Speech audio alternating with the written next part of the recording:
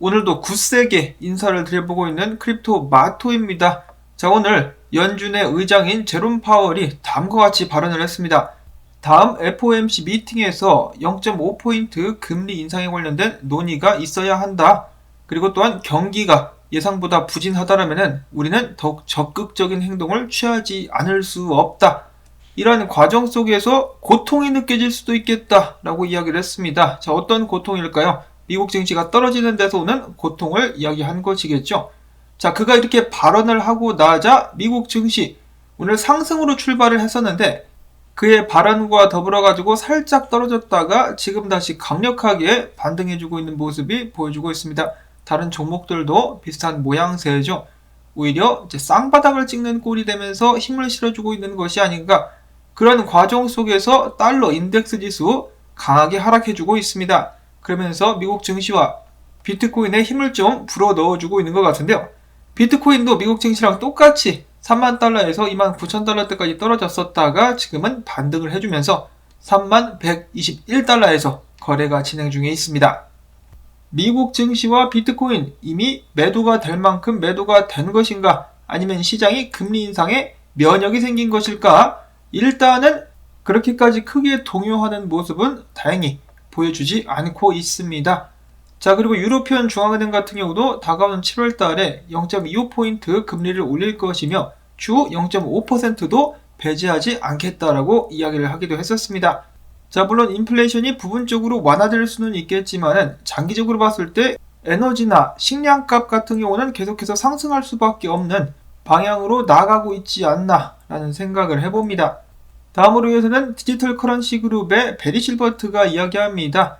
미국 증시와 비트코인의 디커플링은 굉장할 것이다. 자, 근데 언제쯤 디커플링을 기대해 볼 수 있을까요?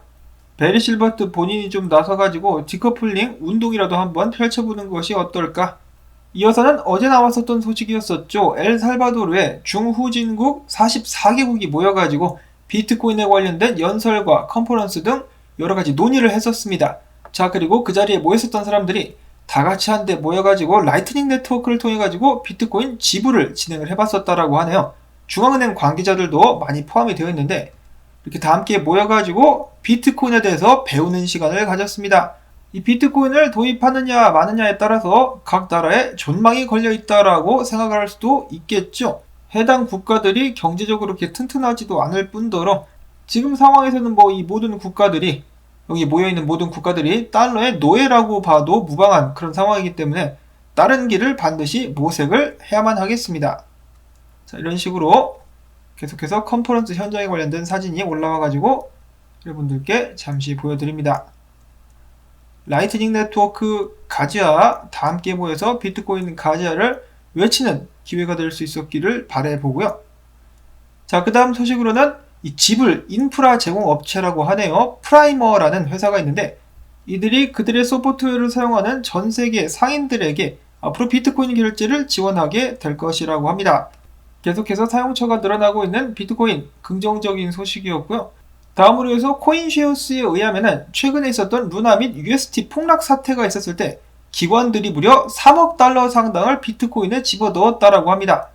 이건 뭐 이렇게 될 것을 알고 있었다라는 듯이 기다리고 있었다가 돈을 쏟아 부은 것이 아닌가라는 생각도 드는데요. 이러한 기관들 중에서는 25,000달러대에서 저점 매수에 성공한 기관들도 있었겠죠. 다음으로 해서는 플랜 B, 한때는 정말 촉망받았었던 분석가였었는데 이제는 과거에 비해서 그 명성이 좀 떨어졌습니다. 플랜 B가 아니라 구라비라고 불리기도 하고 있는데, 자, 그는 최근에 밝히기를 비트코인이 바닥을 다지는 중에 있으며 곧 새로운 강세장이 시작될 것이다. 나는 작년까지만 해도 2차 강세장을 바라보고 있었는데 올해 들어가지고 아니다, 내가 틀렸었다. 올해 1분기에 지난번 강세장이 끝났다는 것이 분명해졌다. 자, 근데 내가 또 이렇게 살펴보니까 주기적 관점에서 새로운 강세장이 머지 않았다라고 이야기를 하는 것인데요. 자, 그러면서 그는 다음과 같은 설문조사를 진행하기도 했었습니다. 25,400달러가 바닥이었었느냐? 많은 사람들이 아니었다에 투표를 했다라고 하는데요. 95,219명이 참여를 했습니다. 저 같은 경우는 아니었다라고 찍었는데 이거를 생각하고 찍은 게 아니라 이거를 찍어야만 결과가 나오기 때문에 그냥 막 클릭을 했는데 아니었다에 찍힌 것이고요. 자, 아무튼 이런 식으로다가 플랜 B 같은 경우는 바닥을 찍었다라고 이야기를 했었고, 플랜 B의 팔로워들은 바닥을 찍지 않았다에 조금 더 많은 표가 몰려있는 상황입니다. 지금 시장의 심리 상태를 보시면은 극단적 공포가 만연해 있는 상황이죠. 이런 극단적 공포가 만연해 있을 때 비트코인은 강력하게 반등했었던 모습들을 과거에도 보여준 적이 있었는데, 그렇다라고 해가지고 지금이 이제 바닥을 찍었다라고 볼 수 있는 것일까? 여러분들께서는 어떻게 생각하십니까? 여러분들께서 투표를 하신다면은 바닥을 찍었다에 투표를 하실 것인가? 아니면 찍지 않았다에 투표를 하실 것인가? 궁금합니다. 자, 한편 비트코인 공포지수 같은 경우는 8단계까지 떨어졌습니다. 지난 2020년도 전염병 폭락 이후에 최저치를 기록하고 있다고 하는데요. 그만큼 많은 사람들이 공포에 와들와들 떨고 있는 상황. 이런 상황 속에서 그나마 다행인 소식은 달러가 약세를 좀 보여주고 있다라는 것입니다. 자, 달러 인덱스 지수를 보시면은 2017년도 때 비트코인 고점과 좀 비슷하다, 이런 식으로다가 앞으로 흐르게 되지 않을까. 그러면 당연히 미국 증시와 비트코인은 좀 살아날 수가 있겠죠. 자, 그런데 염두에 둬야 할 만한 이 무시무시한 지표 및 차트 분석이 한 가지가 있다라고 합니다. 바로 비트코인 3일봉에서 데드크로스가 나왔다라는 것인데요. 역사적으로 3차례만 발생을 했었다라고 합니다. 자, 첫 번째로 발생을 했을 때 2014년도 50% 하락이 있었고, 2018년도에도 50% 하락. 만약에 올해 마찬가지로 50% 하락을 하게 된다면 비트코인 가격이 15,000달러까지도 흐를 수 있다. 아, 정말 사람의 마음을 답답하게 만드는 그런 분석이라고 생각을 할 수밖에 없겠습니다. 그나마 오늘쯤 해가지고 한숨 돌리나 싶었는데, 이런 식의 분석, 자, 물론 무조건 이렇게 된다는 것이 절대로 아니죠. 그렇기 때문에 참고로만 알아두시면 좋겠고요. 그 외에 특별한 분석은 없습니다. 지금 상황으로서는 미국 증시가 계속해서 반등을 해준다. 그러면 비트코인도 33,000달러까지는 올라가게 될 수 있지 않을까라는 의견들이 많이 있다라고 하네요. 자, 다음으로는 기타 소식들 알아보도록 하겠습니다.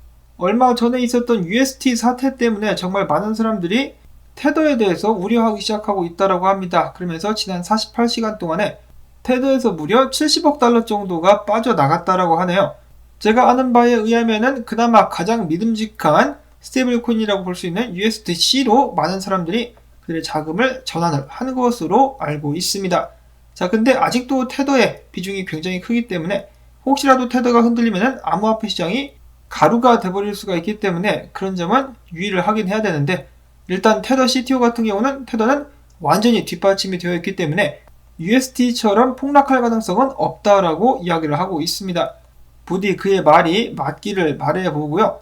자, 그 다음에 이야기를 하지 않을래도 소식이 계속 나와가지고 이야기를 할 수밖에 없는 루나 사태.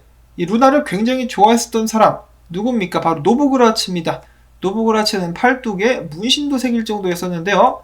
한때 그는 권도용 대표를 천재라고 말하는 등 이제 굉장히 루나와 권도용 대표를 지지했었던 인물 중에 한 명인데, 최근에 루나 폭락 사태 이후로는 침묵으로 사태를 일관하고 있다고 합니다.